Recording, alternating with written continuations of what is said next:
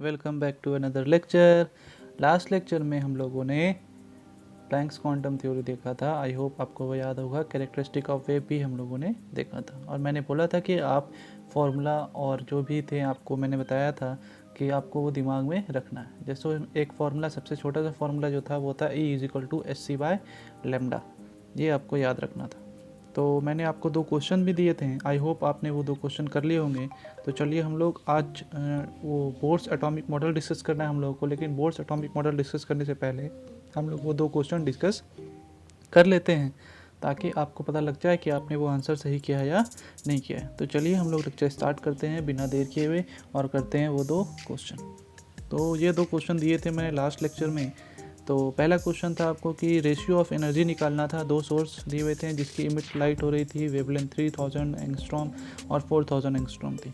तो इसमें बेसिकली है कि आपको दिख रहा है एनर्जी का रेशियो निकालना है और वेवलेंथ गिवन है। तो एनर्जी का रेशियो निकालना तो हम लोग जानते हैं। हम लोग क्या जानते हैं? हम लोग जानते हैं कि E जो है वो क्या होता है, इनवर्सली प्रोपोर्शनल टू लैम्डा होता है। पढ़ाया था ना? क्यों? क्योंकि हम लोग जानते हैं कि E=SC/λ ये होता है। तो H और C तो कांस्टेंट है, चेंज क्या हो रहा है? लैम्डा। तो डिपेंड किस पे करेगा? लैम्डा पे, है ना, वेवलेंथ पे। तो क्या होगा? E inversely proportional to lambda. तो कितनी एनर्जी का रेशियो निकालना है? 2 का। तो E1 क्या होगा? E2। तो E1/E2 क्या होगा? λ2/λ1। ये कैसे हुआ ये मैंने लास्ट लेक्चर में बता रखा है। आई होप आपको याद होगा। या फिर आप क्या करेंगे, λ2 की वैल्यू कितनी गिवन है? λ2 की वैल्यू कितनी गिवन थी? पीछे देखते हैं। λ1 कितना है? 3000 और λ2 है 4000। तो हम लोग क्या निकालना है? λ2/λ1 फॉर्मूला में भी लिखा था ना कि E1/E2 इज इक्वल टू क्या हो गया हम लोगों का? λ2/λ1। तो क्या हो जाएगा यहाँ से बताओ? 4000/3000। ये भी एंगस्ट्रॉम में और ये भी एंगस्ट्रॉम में। तो एंगस्ट्रॉम से एंगस्ट्रॉम क्या हो गया? कट गया। ये 0 0 कट गया। तो बचा क्या आपके पास? 4/3। तो आंसर क्या आया होगा आपका? रेशियो 4/3। आई होप आपका ये आंसर आया होगा। ठीक है, तो इसका आंसर क्या हो गया? 4/3। चलिए हम लोग नेक्स्ट क्वेश्चन को डिस्कस कर लेते हैं। नेक्स्ट क्वेश्चन भी आई होप आप लोगों ने बना लिया होगा। तो दूसरा क्वेश्चन आपको क्या बोल रहा है कि आपके पास एक रेडिएशन था, मतलब वेव था जो स्प्लिट हो गया, है ना, जो स्प्लिट हो गया 2 वेव्स में। और वेवलेंथ था, जो वेव था वो किसका? पहले क्या था आपके पास? 200 नैनोमीटर, 200 नैनोमीटर का वेवलेंथ था। और स्प्लिट हो गया कितने वेव्स में स्प्लिट हुआ? 2 वेव्स में स्प्लिट हो गया। उसके बाद आपके पास फर्स्ट वेव कितना दिया हुआ है? 300 नैनोमीटर। तो बोल रहा है सेकेंड वेव बताइए। अब बताइए, कोई भी वेव अगर ब्रेक हुआ है तो हर वेव की कुछ ना कुछ एनर्जी होती है। जब वो ब्रेक हुआ होगा तो 2 पार्ट्स में जब ब्रेक हुआ है तो दोनों वेव्स की एनर्जी होगी कुछ ना कुछ। और हम लोग जानते हैं, बचपन से पढ़ते आ रहे हैं कि energy can neither be created nor be destroyed. तो मैं कहना क्या चाह रहा हूँ? मैं कहना चाह रहा हूँ कि अगर आपके पास जो पहले वेव थी तो उसका एनर्जी मान लेते हैं E है, और जब ब्रेक हुआ तो एक का क्या है? E1 और एक का क्या है? E2। 2 अलग अलग वेव में टूटा ना। तो क्या होगा? हम लोग जानते हैं कि energy can neither be created nor be destroyed. तो जो टोटल एनर्जी होगी वो क्या होगी? इस दोनों के सम के बराबर होगी, है कि नहीं? ये आपका पहले जो वेव था वो है, और जब 2 वेव में स्प्लिट हुआ तो ये दोनों है। तो अगर हम लोग इसके लिए लिखें एनर्जी तो क्या होगा? SC/λ। बोलिए होगा कि नहीं होगा? और इसके लिए क्या लिखेंगे? SC/λ1। और इसके लिए क्या होगा? SC/λ2। हो कि नहीं? तो क्या हो जाएगा? यहाँ से SC और SC कट जाएगा, ये कॉमन निकल जाएगा ना। SC यहाँ से SC क्या निकल जाएगा? कॉमन। आई होप इतना आपको आता होगा। तो बचा क्या आपके पास? बचा 1/λ इज इक्वल टू 1/λ1 और प्लस 1/λ2। अब यहाँ वैल्यू पुट कर देंगे। आप पीछे से क्या करेंगे? वैल्यू पुट करके इसका आंसर निकाल लेंगे। तो आई होप आप आंसर निकाल सकते हैं कैलकुलेट करके। तो यहाँ से जो आंसर आएगा वही क्या हो जाएगा? आंसर हो जाएगा आपका। तो यहाँ से आप जब कैलकुलेट करेंगे तो क्या बनेगा कि 1/λ इज इक्वल टू, फार्मूला भी तैयार हो गया आपका एक, कि नीचे क्या हो जाएगा? λ1 इंटू λ2 और ऊपर क्या हो जाएगा? λ2 प्लस λ1। और अगर आप इसको क्रॉस मल्टीप्लिकेशन करेंगे तो लैम्डा की वैल्यू आ जाएगी यहाँ से कि लैम्डा इज इक्वल टू क्या आ जाएगी value? Lambda is equal to क्या हो जाएगा कि λ1 into λ2 divided by λ2 plus λ1। I hope आपको बात समझ में आ गई। तो आप फार्मूला यहाँ से पुट करके फटाफट क्या कर सकते हैं? आंसर को निकाल सकते हैं। तो यहाँ से आपको क्या निकल जाएगा? वेवलेंथ निकल जाएगा। ठीक है ना। तो आपको क्या है, लैम्डा दिया हुआ है, लैम्डा क्वेश्चन में दिया हुआ है, और क्या दिया हुआ है कि ये भी लैम्डा 1 भी दिया हुआ है, जो पहले वेव था उसका वेवलेंथ दिया हुआ है, और जो फर्स्ट वेव ब्रेक हुआ उसका वेवलेंथ दिया हुआ है। तो पूछा था कि दूसरा जो वेव है उसका वेवलेंथ क्या होगा, तो यहाँ से निकाल लेंगे, मतलब यहाँ से आपको क्या निकालना था, लैम्डा 2। आई होप आपको समझ में आ गया होगा। आपको बस क्या करना है, वैल्यू पुट करना है और आंसर आ जाएगा। तो यही 2 क्वेश्चन मैंने आपको दिया था ट्राई करने के लिए। आई होप आपने दोनों के आंसर निकाल लिए होंगे। ठीक है, तो चलिए अब हम लोग अब स्टार्ट करते हैं बोर्स एटॉमिक मॉडल। तो बोर्स एटॉमिक मॉडल स्टार्ट करने से पहले मैं आपको एक छोटा सा टर्म बताऊंगा जिसको हम लोग बोलते हैं आइसो इलेक्ट्रॉनिक स्पीसीज। इस पर कई बार क्वेश्चन भी आ चुके हैं। आपको एक जो टर्म बता रहा हूँ वो टर्म हो गया है, उस टर्म को क्या बोलेंगे हम लोग, आइसो इलेक्ट्रॉनिक स्पीसीज। नाम क्या है इसका, iso electronic species. Iso electronic, iso मतलब क्या होता है, सेम जैसा, सेम क्या, तो इलेक्ट्रॉन, मतलब ऐसे स्पीसीज, मतलब ऐसे आपके पास एटम आयंस दे रखेंगे कि उन आयंस का इलेक्ट्रॉन क्या हो जाएंगे, सेम। जैसे आपके पास फॉर एग्जांपल हाइड्रोजन है और हीलियम प्लस। तो अगर मैं पूछूं कि हाइड्रोजन, हीलियम, या फिर मान लेते हैं लिथियम 2+, ठीक है ना, बेरिलियम 3+, तो मैं अगर आपसे पूछूं कि बताओ इसमें नंबर ऑफ इलेक्ट्रॉन कितना हाइड्रोजन में, तो 1। हीलियम में कितना, बताओ क्या हो जाएगा, 1 होगा कि नहीं होगा। इतना तो सबको आता होगा कि हीलियम के पास टोटल इलेक्ट्रॉन कितने हैं, 2, प्लस चार्ज का मतलब 1 इलेक्ट्रॉन लूज़ किया, और अगर 1 इलेक्ट्रॉन लूज़ किया तो कितना बचा, 1, है कि नहीं। जितना प्लस चार्ज आएगा, पॉजिटिव चार्ज आएगा, उतना इलेक्ट्रॉन क्या कर रहा है, लूज़ कर रहा है ना। और जितना नेगेटिव चार्ज आएगा उतना इलेक्ट्रॉन क्या कर रहा है, गेन कर रहा है। ठीक है ना। तो बताओ आपके पास क्या है, लिथियम 2+, तो लिथियम का एटॉमिक नंबर कितना होता है, 3, तो 3 में से 2 गया, कितना बचा, 1। बेरिलियम में कितना होता है, 4, 4 में से 3 गया, कितना बचा, 1। तो देखिए इन सब के पास नंबर ऑफ इलेक्ट्रॉन्स कितने हैं, 1। तो क्या बोलेंगे कि ये जो पेयर है, ये जो सारे के सारे हैं, ये पूरे के पूरे जो सेट हैं, ये सेट क्या कहलाएंगे, आइसो इलेक्ट्रॉनिक स्पीसीज कहलाएंगे। आई होप आपको बात समझ में आ रहा है। ऐसा नहीं कि सिर्फ 1 होना चाहिए, ऐसा मैंने नहीं बोला। मैंने बोला कि ऐसे पेयर, ऐसे स्पीसीज जिसके नंबर ऑफ इलेक्ट्रॉन क्या हो जाए, सेम हो जाए, उस सेट को क्या बोलेंगे हम लोग, आइसो इलेक्ट्रॉनिक बोलेंगे। फॉर एग्जांपल मैं आपको कुछ क्वेश्चन देता हूँ, जैसे आप ट्राई करेंगे। जैसे मान लेते हैं O-2 N-3 F negative Ne। फटाफट बताएं क्या ये आइसो इलेक्ट्रॉनिक है।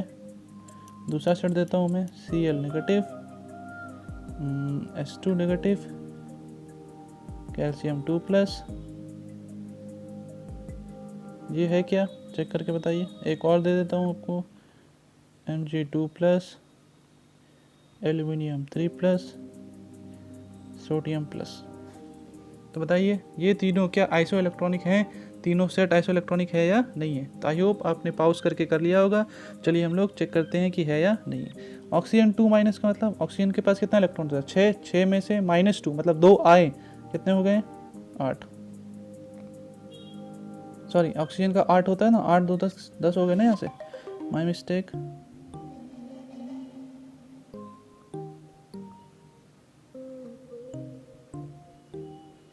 तो बताइए क्या हो जाएगा, यहाँ से ऑक्सीजन कितना हो गया, 8 होगा कि नहीं होगा।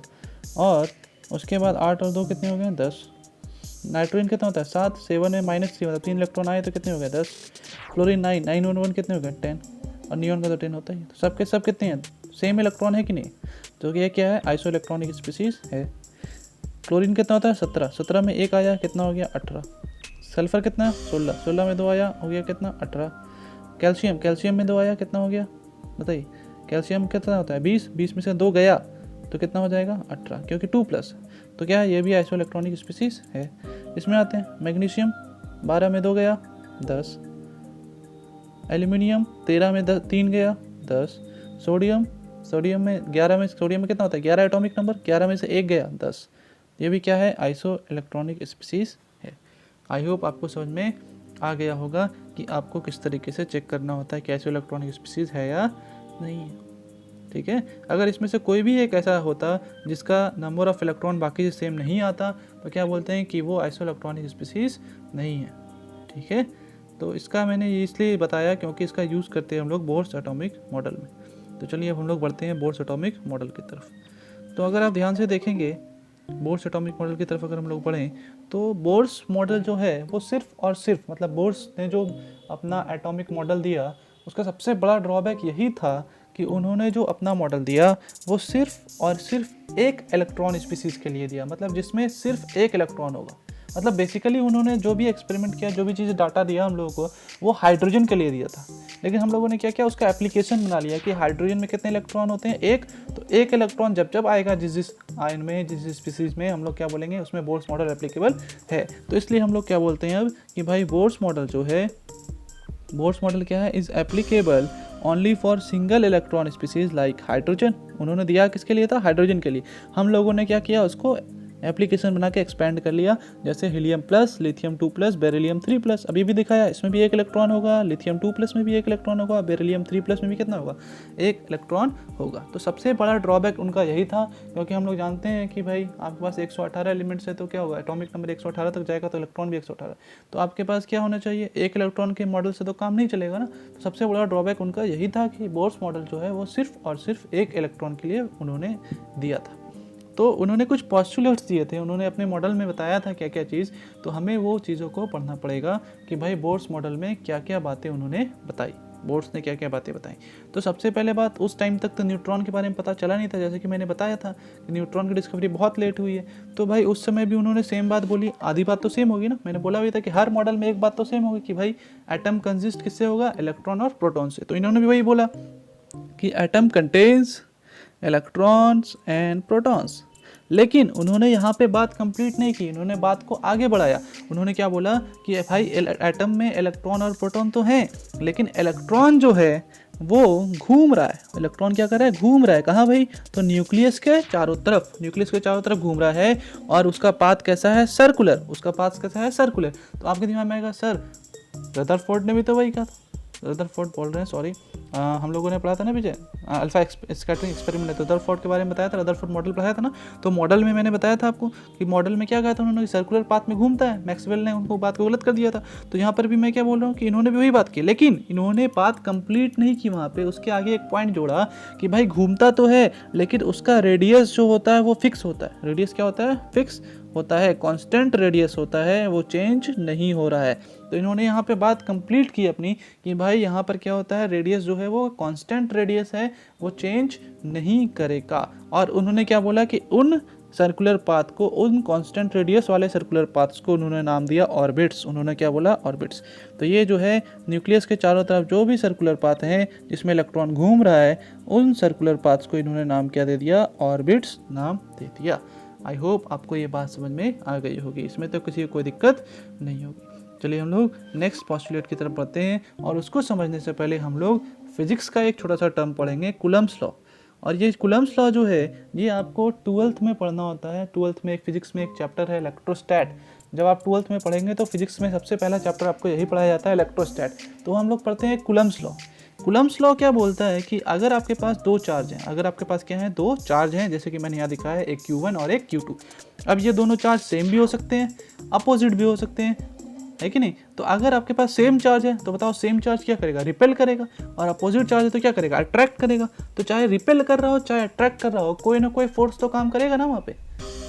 अट्रैक्शन वाला फोर्स काम करेगा या रिपल्शन वाला फोर्स काम करेगा, क्योंकि अगर आप उसको खींच रहे हैं तो भी फोर्स चाहिए, किसी चीज़ को दूर भेज रहे हैं तो भी फोर्स लगाना पड़ेगा ना आपको। तो यहाँ पर क्या होगा कि भाई अगर आपके पास दो चार्ज हैं, 2 पॉइंट चार्ज हैं, तो क्या होगा, आपके पास अगर डिस्टेंस r है तो वहाँ पर कुछ ना कुछ फोर्स लगेगा। और उस फोर्स को कैलकुलेट करने के लिए क्या आया, कूलम्ब्स लॉ आया। उन्होंने क्या बोला कि जो फोर्स होता है वो किस पर डिपेंड करता है, तो वो डिपेंड करता है force directly proportional to Q1, force directly proportional to Q2, और किसके, तो इन्वर्सली प्रोपोर्शनल टू r²। ये मेरा कहना नहीं है, किसका कहना है, कूलम्ब्स लॉ के अकॉर्डिंग, कूलम्ब्स जी का कहना है। फिर उन्होंने इन तीनों को अगर हम तीनों को इक्वेट करें तो तीनों को इक्वेट करेंगे तो ये मिलेगा इक्वेशन कि F is directly proportional to Q1 Q2 by r²। हम लोग जानते हैं कि प्रोपोर्शनलिटी हटाने के लिए क्या आना चाहिए, कोई कांस्टेंट टर्म।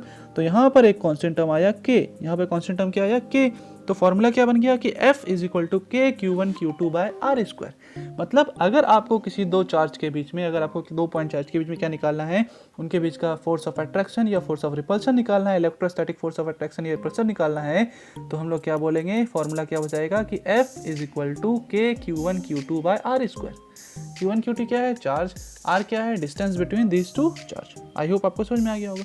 और k जो है वो वेरी करता है इसकी वजह से, 4 पाए तो फिक्स होते हैं इसकी वजह से। तो इसका वैल्यू क्या है, आपको डाटा याद रखने की जरूरत है सिर्फ कि के की वैल्यू कितनी होती है 9 × 10⁻9 न्यूटन मीटर स्क्वायर पर कूलम स्क्वायर। हालांकि के की वैल्यू आपको केमिस्ट्री में यूज़ नहीं आएगी, फिजिक्स में यूज़ आएगा, और आप 12th में पढ़ोगे तो आपको डिटेल में ये सब पढ़ाया जाएगा। तो एप्सिलॉन नॉट जो है इसको हम लोग क्या बोलते हैं कि परमिटिविटी कांस्टेंट होता है। और यहाँ पर जो हम लोग यूज़ कर रहे हैं एप्सिलॉन नॉट यूज़ किया है, तो ये स्पेस की परमिटिविटी। तो इसकी वैल्यू है 9 × 10⁻9। यूनिट याद रखना बड़ा आसान है कि यूनिट क्या हो जाएगा, आप निकाल सकते हो। आपको यूनिट किसकी निकालनी है, के की। ये सब तो सीखा होगा फिजिक्स में आप लोगों ने। डायमेंशन निकालने के लिए आपको क्या दिया, F = K Q1 Q2/r²। तो आपको यूनिट के की निकालनी है, तो क्या करोगे, K = क्या हो जाएगा, F × r² Q1 Q2, ये हो जाएगा ना। तो अगर आपको यूनिट निकालना है इसका, तो बताओ फोर्स का यूनिट क्या होता है, न्यूटन। न्यूटन लिख दिया। आर क्या होता है, डिस्टेंस होता है। तो बताओ डिस्टेंस का यूनिट क्या होता है, मीटर। तो metre square divided by Q1 Q2 क्या होगा, चार्ज का यूनिट क्या होता है, कूलम। चार्ज यूनिट क्या होता है, कूलम। तो C × C क्या होगा, कूलम स्क्वायर। तो यूनिट क्या बन गया, न्यूटन मीटर स्क्वायर पर कूलम स्क्वायर। तो देखो यहाँ से यूनिट निकाल लिया ना के का हम लोगों ने। तो यहाँ से क्या हो गया, के का यूनिट क्या हो गया, न्यूटन मीटर स्क्वायर पर कूलम स्क्वायर। ठीक है ना। वैल्यू याद रखना 9 × 10⁻9। कांस्टेंट वैल्यू ये फिक्स रहेगी स्पेस में, फ्री स्पेस। तो हम लोगों ने क्या सीखा, दो चार्ज का। अब ये मैंने क्यों बताया, क्योंकि हम लोग अगर एटम की तरफ देखें तो एटम में भी दो चार्ज है, बोर्स एटम में। क्योंकि हम लोगों ने एक क्या देखा हम लोगों ने, प्रोटॉन, और एक क्या देखा हम लोग, electron. Proton positive, electron negative. तो बताओ दो चार्ज है, तो दोनों अपने आप को क्या करेगा, एक दूसरे की तरफ अट्रैक्ट करेगा। तो जब अट्रैक्ट करेगा तो वहाँ पर कौन सा फोर्स काम करेगा, फोर्स ऑफ अट्रैक्शन काम करेगा कि नहीं करेगा। तो इसी वजह से हम लोगों ने पहले ये सीखा। ठीक है, चलिए अब हम लोग आते हैं वापस से बोर्स के थ्योरी पे। तो बोर्स की थ्योरी क्या कहती है कि जो सेंट्रीपिटल फोर्स चाहिए, सेंट्रीपिटल फोर्स कौन, जो सेंटर की तरफ रखता है। जैसे बचपन में आप सब ने इस तरह का खिलौना जरूर बनाया होगा कि एक पेन लिया और इस पेन से एक स्ट्रिंग बांध दी और इसमें क्या लगा दिया, एक स्टोन बांध दिया या कुछ बांध दिया, इसको घुमा रहे हैं। तब जो घुमाते हैं ये क्या करता है, इस तरह से रोटेट करता है कि नहीं। और अगर आप यहाँ से इसको काट कर दो तो क्या होगा, अगर ये इधर जा रहा है तो इधर घूम के बाहर निकल जाएगा, अगर यहाँ जा रहा है तो इधर फेंका जाएगा, यहाँ जा रहा है तो इधर गिर जाएगा, यहाँ जा रहा है तो इधर गिर जाएगा, है कि नहीं। तो ये क्या होता है कि भाई आप जब घुमाते हो उसको तो क्या होता है, ये कहाँ जाना चाहता है, बाहर की तरफ, लेकिन उसको रोके कौन रखता है, ये स्ट्रिंग। रोके कौन रखा हुआ है, स्ट्रिंग। अगर ये स्ट्रिंग ब्रेक हो जाए तो क्या होगा, ये जो है ये बाहर चला जाएगा, है कि नहीं, अपने टेंजेंट के लॉन्ग जाएगा बाहर, इधर से इधर से इधर से टेंजेंट के लॉन्ग बाहर निकल जाएगा। तो इसको कौन रोक रहा है, तो ये जो सेंटर की तरफ जो फोर्स लगा हुआ है, जो इसको खींच रहा है अपनी तरफ, और ये किधर जाना चाहता है, बाहर की तरफ जाना चाहता है। तो क्या हो रहा है, इसकी तरफ जो फोर्स लग रहा है, इसके सेम अपोजिट डायरेक्शन में कोई ना कोई एक फोर्स लग रहा होता है, जो क्या होता है, जिसको हम लोग सेंट्रीफ्यूगल फोर्स पढ़ते हैं। ये सब फिजिक्स में पढ़ना होता है बेसिकली आपको। तो एक सेंट्रीपिटल फोर्स लगता है जो सेंटर की तरफ लग रहा होता है, और उसी का ठीक इक्वली अपोजिट लगता है एक सेंट्रीफ्यूगल फोर्स लगता है जो उसके अपोजिट लग रहा होता है। तो क्या होता है, ये अपने पाथ से हिलता नहीं है, उसी सर्कुलर पाथ में मेंटेन रहता है और घूमता रहता है इस तरीके से, है कि नहीं। अब सोचो, मान लेते हैं इसका सेंट्रीफ्यूगल फोर्स ज़्यादा हो गया तो ये बाहर निकल जाएगा पाथ से, और अगर ये ज़्यादा हो गया तो ये आपका टकरा जाएगा अंदर न्यूक्लियस में। तो हम लोगों ने क्या देखा कि भाई इलेक्ट्रॉन जब रिवॉल्व कर रहा है, इलेक्ट्रॉन क्या कर रहा है, जब रिवॉल्व कर रहा है तो ये टकरा थोड़ी रहा है, ये टकरा रहा है क्या न्यूक्लियस से आके, या बाहर निकल रहा, नहीं, अपने पाथ में, फिक्स्ड पाथ में घूम रहा है। तो ये फिक्स्ड पाथ में कब घूमेगा कि भाई जो सेंटर की तरफ जो फोर्स लग रहा होगा, इसके अपोजिट जो फोर्स लग रहा होगा, ये दोनों एक दूसरे क्या होंगे, ठीक बराबर होने चाहिए, है कि नहीं, होने की चाहिए कि नहीं। मतलब कि जो सेंट्रीपिटल फोर्स लग रहा है हम लोग को ये चाहिए, ये तो सेंट्रीफ्यूगल है। तो भाई सेंट्रीपिटल फोर्स कहाँ से निकालेंगे, तो सेंट्रीपिटल फोर्स आपको क्या दिख रहा है यहाँ पर कि यहाँ पर क्या है, पॉजिटिव चार्ज, और यहाँ पे क्या है, नेगेटिव चार्ज। तो बताओ ये जो फोर्स है इन दोनों के बीच क्या होगा, अट्रैक्शन हुआ कि नहीं होगा, बोलिए। कि ये न्यूक्लियस है और इसके चारों तरफ इलेक्ट्रॉन घूम रहा है, तो इन दोनों के बीच क्या होगा, यहाँ पर अट्रैक्शन हुआ कि नहीं होगा, एक पॉजिटिव एक नेगेटिव। तो क्या बोलेंगे कि भाई जो सेंट्रीपिटल फोर्स है, जो सेंट्रीपिटल फोर्स है वो क्या होगा, बराबर होगा किसके, तो electrostatic force between nucleus and electron के। तो यही बात तो कही बोर्स ने क्या कहा कि भाई जो सेंट्रीपिटल फोर्स रिक्वायर्ड होगा सर्कुलर मोशन ऑफ इलेक्ट्रॉन के लिए अराउंड द न्यूक्लियस, वो क्या होगा, इज बीइंग प्रोवाइडेड। कौन प्रोवाइड करेगा, तो electrostatic force of attraction between nucleus and electron.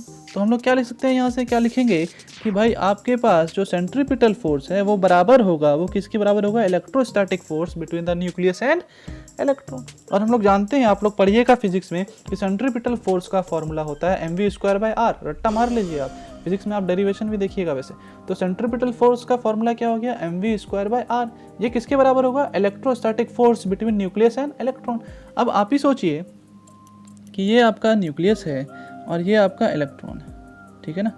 तो आपको क्या निकालना है, चार्ज। तो अगर इलेक्ट्रॉन है तो उसके चार्ज मान लेते हैं ई। हम लोग मैग्नीट्यूड लेते हैं, हम लोग क्या लेते हैं, मैग्नीट्यूड लेते हैं, प्लस माइनस सिंबल लेने की जरूरत नहीं है। तो हम लोग सिर्फ मैग्नीट्यूड लेते हैं। कूलम्ब्स लॉ क्या बोलता है, मैग्नीट्यूड, चार्ज का मैग्नीट्यूड लेते हैं हम लोग, समझ गए ना। प्लस और माइनस से मतलब नहीं है, ये पॉजिटिव है या नेगेटिव उससे कोई लेना देना नहीं है। हम लोग को मतलब सिर्फ किससे होता है, उसके मैग्नीट्यूड से। तो मान लेते हैं इलेक्ट्रॉन है तो इलेक्ट्रॉन का चार्ज क्या होगा, ई 1.6 × 10⁻⁻19। और प्रोटॉन का चार्ज क्या होगा, वही होता है ना सेम, क्योंकि हम लोग मैग्नीट्यूड ले रहे हैं। तो आप चाहे प्लस 1.6 × 10⁻⁻19 लो या माइनस 1.6 × 10⁻⁻19, अगर उसका सिर्फ मैग्नीट्यूड ले रहे हैं तो वैल्यू तो सेम है। अगर से मैग्नीट्यूड को देखें तो प्लस माइनस को हटा देता हूँ। तो अगर मैग्नीट्यूड सेम है तो बताओ, अगर इसके लिए ई है और अगर सिर्फ हाइड्रोजन की बात कर रहे हैं तो नंबर ऑफ प्रोटॉन कितने होंगे, 1। तो उसका भी चार्ज क्या होगा मान लेते हैं, तो ये भी क्या होगा, ई होगा। वैल्यू सेम है तो दोनों का एक ही है, समझ सकते हैं कि अगर ये ई है तो ये भी क्या है, ई है। मैं ई का मतलब किससे डिनोट कर रहा हूँ कि उसकी वैल्यू से 1.6 × 10⁻⁻19 कूलम चार्ज, इतना चार्ज होगा ना इसके पास भी और इसके पास भी, प्रोटॉन के पास भी। तो अगर एक प्रोटॉन है तो क्या होगा, 1 ही। लेकिन अगर आप सोचो हीलियम प्लस लोगे तो क्या होगा, इलेक्ट्रॉन तो एक ही रहेगा यहाँ, लेकिन प्रोटॉन कितने रहेंगे हीलियम के पास, हीलियम के पास 2 प्रोटॉन होंगे ना, तो यहाँ क्या लिखोगे, 2 ही। और अगर आप सोचो लिथियम 2+ लोगे तो यहाँ तो एक ही इलेक्ट्रॉन रहेगा, लेकिन प्रोटॉन लिथियम के पास कितने होते हैं, 3। तो क्या हो जाएगा, ये 3। उसी तरह से 4 ही, 5 ही। और ये 1 2 3, ये 2 एटॉमिक नंबर, ये 3 एटॉमिक नंबर, ये क्या हो रहा है 1 ही 2 ही 3 ही जो चेंज कर रहा है, एटॉमिक नंबर के बेसिस पे चेंज कर रहा है। तो अगर एटॉमिक नंबर Z है तो हम लोग क्या लिख सकते हैं, Z ही लिख सकते हैं। बताओ इसका चार्ज क्या लिख सकते हैं हम लोग, इस प्रोटॉन पे जो चार्ज होगा वो क्या लिख सकते हैं, Z ही। एक इलेक्ट्रॉन के लिए क्या होगा, E। उसी के साथ क्या होगा, एक प्रोटॉन। अगर हाइड्रोजन के लिए लेंगे तो हाइड्रोजन के पास क्या होगा, एक इलेक्ट्रॉन और एक प्रोटॉन होगा। बात समझ रहे हो। जबकि हीलियम 2+ के पास क्या हो जाएगा, हीलियम 2+ के पास क्या हो जाएगा कि एक इलेक्ट्रॉन है लेकिन प्रोटॉन कितने हैं, 2। तो एटॉमिक नंबर कितना था, 2। तो क्या लिखेंगे इसके लिए, मैग्नीट्यूड कितना होगा इसका, 2 ही। अगर 3 होता तो 3। तो क्या हो रहा है, अगर एटॉमिक नंबर चेंज कर रहा है तो ये भी चेंज कर रहा है। तो हम लोग क्या बोल सकते हैं, कॉमन अगर ले हम लोग तो इन जनरल क्या बोल सकते हैं, Z ही। Z के अकॉर्डिंग चेंज हो जाएगा, 1 है तो 1 ही, 2 है तो 2 ही, 3 है तो 3 ही। तो आपके पास क्या हो गया कि आपके पास जो न्यूक्लियस है, प्रोटॉन पे जो चार्ज है वो कितना है, Z ही। और इलेक्ट्रॉन का जो है वो क्या है, E। तो बताओ इसके बीच का डिस्टेंस मान लेते हैं R। तो बताओ F = क्या लिखेंगे हम लोग, F = लिखेंगे K। चार्ज कितना है, E। और दूसरा चार्ज कितना है, Z ही। बताओ ये लिखेंगे ना, और डिवाइडेड बाय R²। तो फॉर्मूला क्या बन जाएगा, F = K Z²/R²। बोलो हो जाएगा ना ये फॉर्मूला, कि इन दोनों के बीच का जो इलेक्ट्रोस्टैटिक फोर्स ऑफ अट्रैक्शन होगा वो होगा KZE²/R²। और बोर्ड्स क्या बोल रहे हैं कि वो किसके बराबर है, सेंट्रीपिटल फोर्स के बराबर। तो सेंट्रीपिटल फोर्स क्या है, mv²/r। तो हम लोगों के पास इक्वेशन बन गया ना एक, बहुत इंपॉर्टेंट, याद रखेंगे आप कि mv²/r = KZE²/R²। याद रखने वाली बात नहीं है, अब 1-2 बार बनाएंगे आपको खुद समझ में आ जाएगा कि भाई चार्ज और न्यूक्लियस कितना है, Z और इलेक्ट्रॉन के पास चार्ज कितना है, E। तो क्या बन गया, KZE²/R²। तो एक फॉर्मूला यहाँ से हम लोग को बन गया, एक इक्वेशन तैयार हो गया, इक्वेशन फर्स्ट कि KZE²/R²। इसी की मदद से हम लोग आगे रेडियस निकालेंगे एटॉम, किसी भी एटम का, और क्या निकालेंगे, हर अलग अलग आपका ऑर्बिट के इसमें निकालें हम लोग। nth ऑर्बिट के लिए निकालते हैं, फर्स्ट ऑर्बिट का कितना रेडियस, सेकंड ऑर्बिट का कितना रेडियस न्यूक्लियस से, वेलोसिटी निकालेंगे, टाइम पीरियड निकालेंगे, ये सब निकालेंगे, ठीक है ना, वो आगे देखेंगे। तो इसके लिए इक्वेशन की जरूरत पड़ेगी। तो आप इक्वेशन एकदम दिमाग में छपा लेंगे कि भाई mv²/r = कितना आया हम लोगों का, KZE²/R²। तो ये हो गया हम लोगों का दूसरा पॉइंट। चलिए अब हम लोग थर्ड पॉइंट की तरफ बढ़ते हैं कि थर्ड पॉइंट में बोर्ड्स ने क्या कहा। थर्ड पॉइंट में बोर्ड्स ने क्या कहा कि भाई इलेक्ट्रॉन जो घूम रहा है, बोर्ड्स ने क्या बोला, इलेक्ट्रॉन तो घूम रहा है, न्यूक्लियस के चारों तरफ क्या है, इलेक्ट्रॉन्स है। यहाँ इलेक्ट्रॉन है, यहाँ इलेक्ट्रॉन है, हो सकता है कि नहीं, यहाँ इलेक्ट्रॉन है। तो क्या हो रहा है, सर्कुलर पाथ में घूम रहा है इलेक्ट्रॉन। तो क्या बोला उन्होंने कि इसके अराउंड तो बहुत सारे सर्कुलर पाथ हो सकते हैं ना। कितने हो सकते हैं, इनफाइनाइट नंबर, कितने बना सकते हैं हम लोग, बताओ। इसके चारों तरफ अगर बनाना स्टार्ट करें तो कितने सर्कुलर पाथ्स बन जाएंगे, infinite number of circular paths बन जाएंगे। लेकिन उन्होंने क्या बोला कि भाई इलेक्ट्रॉन वहीं घूमेगा, इलेक्ट्रॉन क्या होगा, उसी सर्कुलर पाथ पे घूमेगा। जो बात समझ रहे क्या कहना चाह रहे हैं, मैं बोल रहा हूँ कि भाई इलेक्ट्रॉन तो कहीं भी घूम सकता है ना, बहुत सारे सर्कुलर पाथ हैं, तो क्या इलेक्ट्रॉन सब में घूमेगा। तो बोर्ड ने बोला नहीं, सब में नहीं घूमेगा। तो सब ने पूछा भाई किस में घूमेगा तो उन्होंने बोला कि out of infinite possible path. हम लोगों ने देखा बहुत सारे सर्कुलर पाथ बन सकते हैं, electron can be present, electron क्या होगा present only in that path, उसी पाथ में घूमेगा in which the orbital angular momentum, जिसमें उस सर्कुलर पाथ का ऑर्बिटल एंगुलर मोमेंटम, देखिए ये सब फिजिक्स का टर्म है, ऑर्बिटल एंगुलर मोमेंटम भी आप फिजिक्स में पढ़ेंगे, जिसका फॉर्मूला होता है mvr। अगर आपको किसी भी एंगुलर मोमेंटम निकालना है, ऑर्बिटल एंगुलर मोमेंटम निकालना है, तो आपका फॉर्मूला क्या होता है mvr होता है। आप याद रखेंगे कि एंगुलर मोमेंटम निकालने का फॉर्मूला होता है mvr।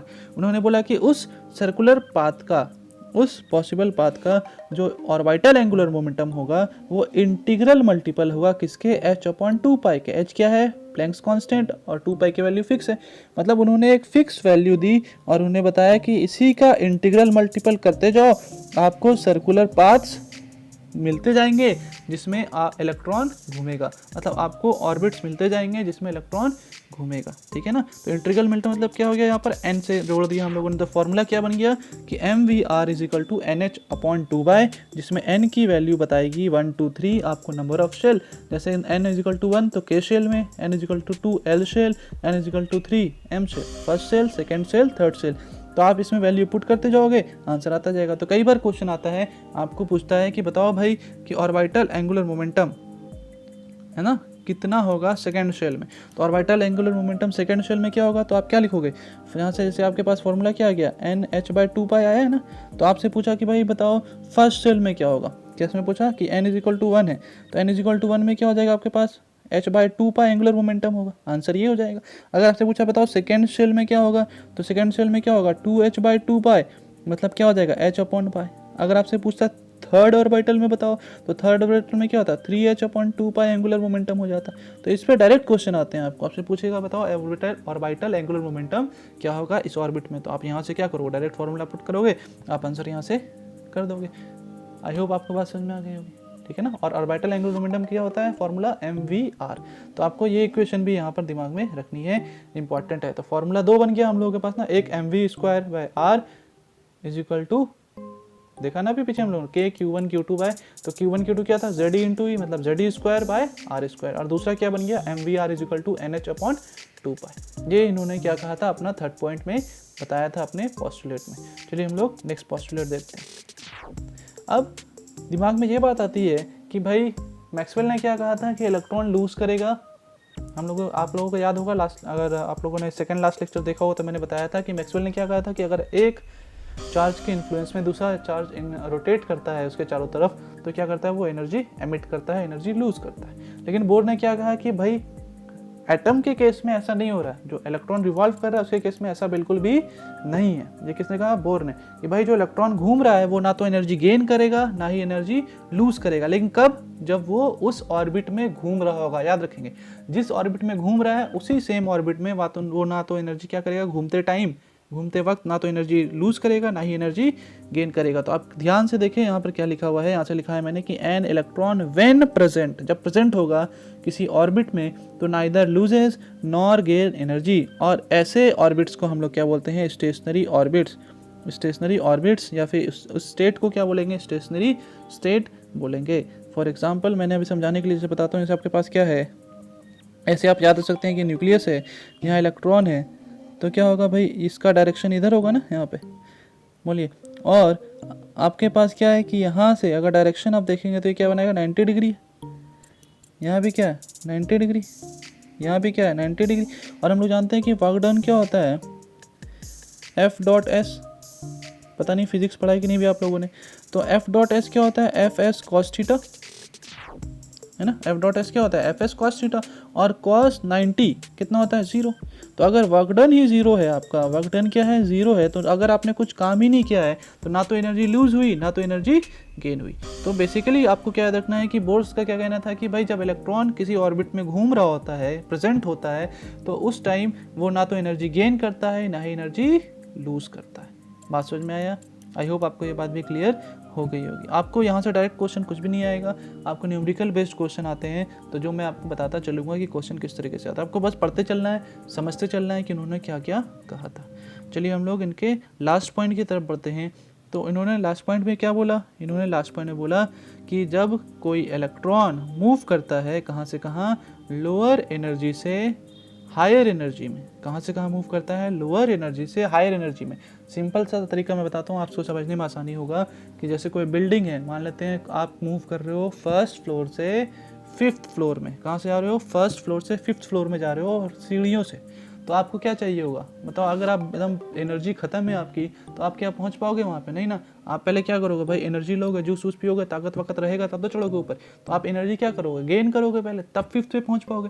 उसी तरीके से यहाँ भी आप याद रख सकते हो कि जब इलेक्ट्रॉन मूव करेगा लोअर से कहाँ? हायर एनर्जी स्टेट में, हायर एनर्जी ऑर्बिटल में, तो क्या होगी भाई? उसको एनर्जी क्या होगी? एब्जॉर्ब होगी। उसको क्या होगी? एनर्जी क्या होगी? इलेक्ट्रॉन क्या करेगा? एनर्जी एब्जॉर्ब करेगा। जबकि आप हायर से जब कहाँ होगे? लोअर एनर्जी स्टेट में आओगे। हायर से कहाँ होगे? लोअर में। तो एनर्जी क्या करेगा? इमिट करेगा, एनर्जी रिलीज करेगा। ठीक है ना? एनर्जी रिलीज करते हुए क्या होगा? आसानी से, जैसे सीढ़ी से जब हम लोग नीचे उतरते हैं तो आप देखते हैं फटाफट उतर जाते हैं ना। आपको एनर्जी कम भी है तो भी उतर जाते हैं। तो उस टाइम क्या होता है? एनर्जी घट रही होती है, रिलीज कर रहे होते हैं हम लोग, एब्जॉर्ब थोड़ी कर रहे थे कि एनर्जी लेंगे तब जाएंगे। तो क्या होता है भाई कि अगर हम लोग, याद रखने का तरीका बता रहा हूँ मैं, इस तरीके से आप याद रख सकते हैं, कंफ्यूज नहीं होंगे कभी, कि नीचे से ऊपर जाएंगे मतलब लोअर से हायर पे जाएंगे तो एनर्जी क्या करेंगे बताइए? एनर्जी एब्जॉर्ब करेंगे। जबकि हायर से लोअर आएंगे तो एनर्जी क्या करेंगे? एमिट करेंगे। समझ में आ गया? आई होप आपको इसमें कोई दिक्कत नहीं होगी। तो आप ध्यान रखेंगे इस बात का, क्योंकि इसका यूज़ आपको बार बार आएगा। तो अब हम लोग क्या करते हैं, इसी पे एक और बात मैं आपको समझाऊंगा कि जैसे हम लोग को कोई एनर्जी निकालनी है, मान लेते हैं आपका इलेक्ट्रॉन यहाँ पे था और जब ये इसको एनर्जी मिली, एनर्जी कैसे मिलेगी? तो इस पर हम लोग क्या प्रोवाइड किया? एनर्जी प्रोवाइड किया होगा ना फोटोन के टर्म में, लाइट एनर्जी दिया होगा। तो एक्साइट होगा, एनर्जी एब्जॉर्ब करके कहाँ होगा? जंप करेगा और कहाँ पहुँच जाएगा? हायर स्टेट में। जैसे मैं आपको अलग से समझाता हूँ, ज़्यादा समझ में आएगा।